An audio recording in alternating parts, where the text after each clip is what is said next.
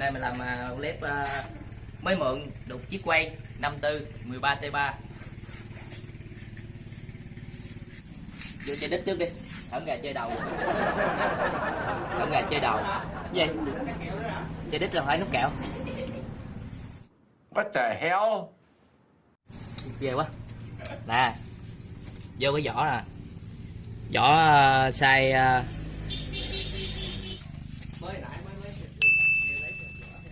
không? Không lét à. Mà ngồi ăn cái vỏ dày mà đề nó không sàn à. Đéo tin. Đề nó không sàn. Vỏ bám đường lắm. Niên quay cái niên nè. Niên nhỏ luôn.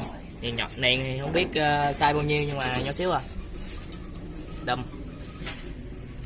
Đâm thì vẫn còn đùm gin. Càng thắng cũng gin.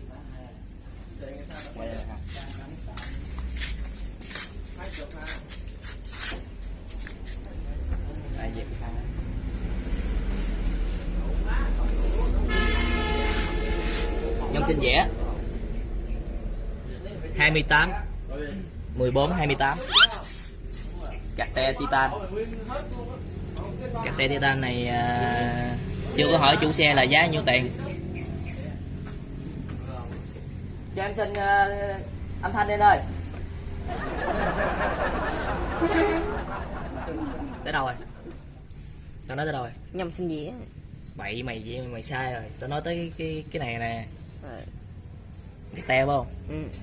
Carte Titan phải không? Chưa, Carte Titan này mình chưa hỏi giá kỹ. Này mới mượn được. Mượn là mình biết gì mình nói, anh em nói làm sao là mình nói cho bạn nghe, với tôi là tôi không biết gì hết trơn á. Một thì hai lò xo cũ rồi, xe lo làm bộ máy mà bề ngoài không quan tâm gì trơn. Phụ cũ giờ hai phụ ha. Quay thấy phụ tem nào, tem quay mạ rơm, quay 110, quay nhỏ 110. Tem này là tem rời nha anh em. Màu dàn áo thì màu bạc, còn này thì màu hồng. Rồi giờ tới bánh trước nè. Quay cái bề bánh nè, nhỏ xíu à, thấy không?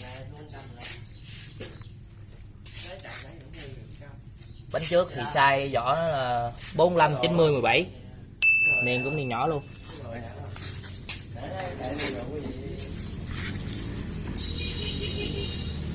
Bốn 45 90 17. Này hơi dơ nữa các bạn. Đây đường xịn, trời mưa tối ngày à. Heo dầu Rembo. Dẻ thì dẻ Nissin. Dây dầu thì vẫn là dây dầu Gin. Chơi là Gin nhiều hơn kiển. Một mình có lòng á. Đâu quen Bo à? ORBR Made in Thái Lan. Bo thì mình vô hỏi kỹ giá bao nhiêu mà hàng riêu. Wow, không biết giá nhiêu. Cảnh sang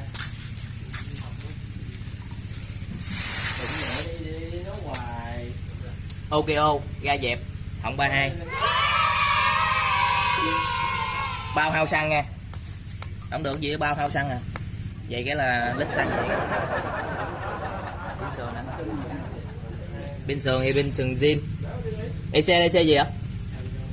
EC thì Abido. Nội con máy là 54 13T3.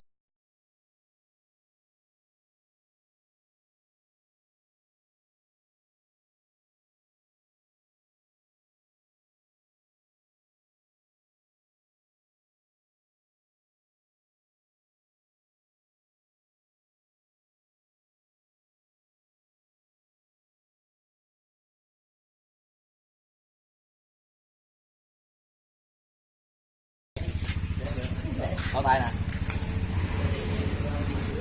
bao tay Cùm tăng Puma.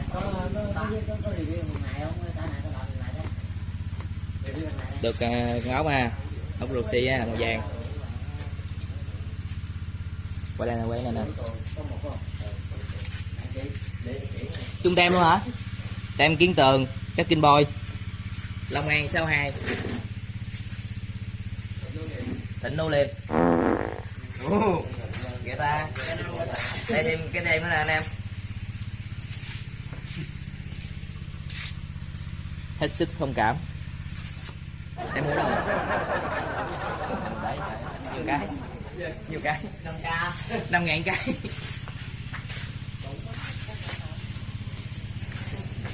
Bây giờ test hơi anh em.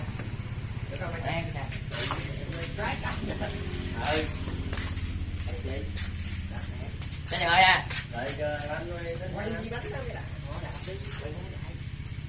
Đạp đi.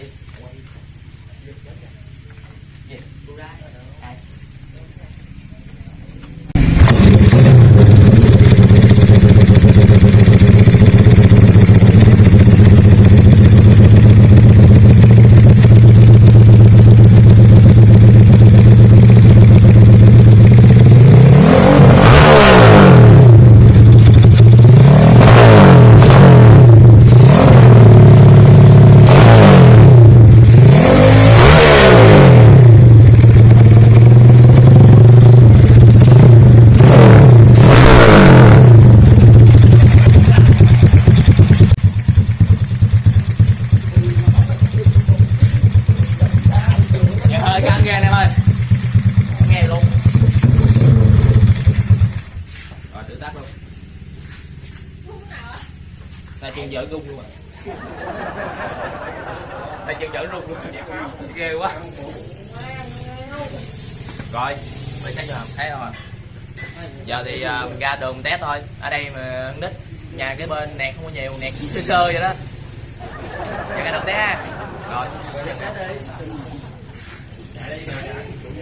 Giờ là cúc test nha anh em. Đường hơi nhiều xe.